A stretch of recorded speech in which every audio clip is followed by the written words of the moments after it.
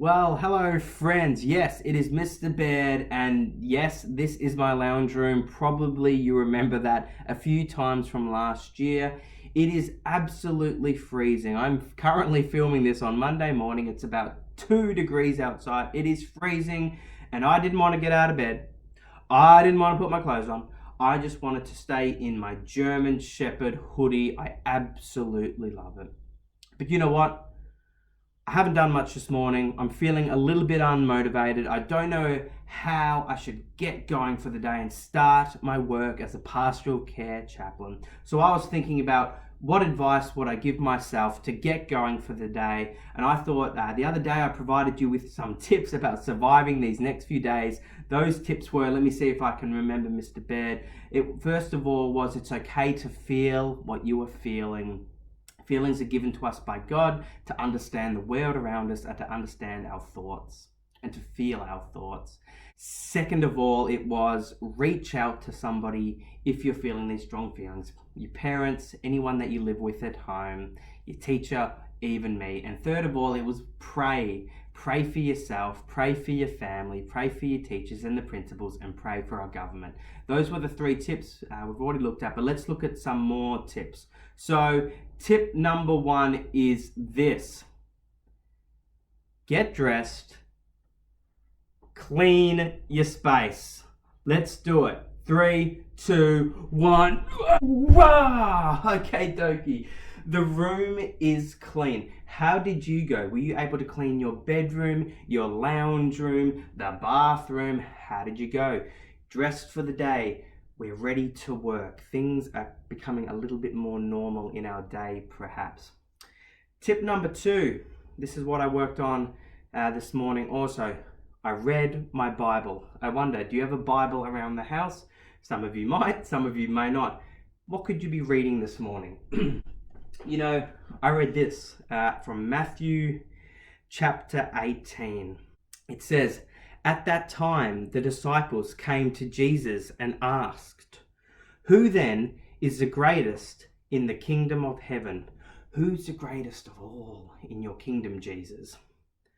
He answered, "He called a little child to him, and he placed the child amongst the disciples. And he said, 'Truly I tell you, unless you change and become like little children, you will neither enter the kingdom of heaven. Therefore, whoever takes the lowly position of this child is the greatest in the kingdom of heaven. And whoever welcomes one such child in my name welcomes me.'" So, tip number 2, read something. Okie dokie. Tip number 3, time to get started on your work. You know, you'll be able to work at your own pace over these next few days, apart from your conference calls. But get started. I'm already starting on my next project. What kind of work do you have to do today? Get it done in record time. The more you get your work done, the more playtime you get. Okie dokie. Tip number 4, get outside. Get some fresh air. It's beautiful out here. Like I said, it's a little cold. I wonder, do you have a garden you can do some work in? Can you plant some flowers with your mum or dad? Can you try see how many birds you can spot? Remember to get outside, get some fresh air, get some sun on your face, be out in your garden. Beautiful plants. So remember, tip number 4, get out, do some exercise, go for a walk, go play, go down to the park and play. Do something great. All right, I'm getting back inside. It's cold out here. Okie dokie. Tip number 5. I'm back indoors. So today we have woken up. We've cleaned our space. We've got dressed. We're ready to learn. We've had a read, maybe even a read of our Bible, and we've got stuck into our schoolwork. We've even been able to enjoy some fresh air and sunshine. Once you've been working on these things, take some time. Do a little bit of relaxing. Do something that you love. You know, for some of you, it might be reading a book. It might be working on some of your art projects. For me, it's music.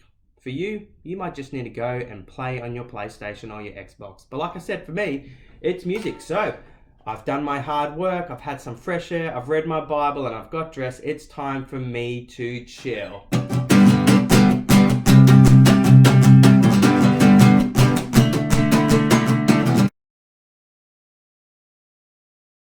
Okay, I've had a play of my guitar. I've got out some of that energy that I had stored up inside of me. I've been able to do something that I love. You know what? This is our final tip, tip number 6. Once again, we all have different feelings going into lockdown. For some of you, home is a happy, sunny place. For others, maybe it's a bit boring, or things just don't feel right.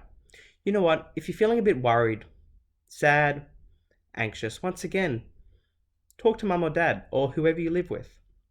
Get in touch with your teacher. Let them know how you're feeling. And once again, you can always contact me, or Mrs. Timmermans, or Mr. Folks, one of the pastoral care chaplains.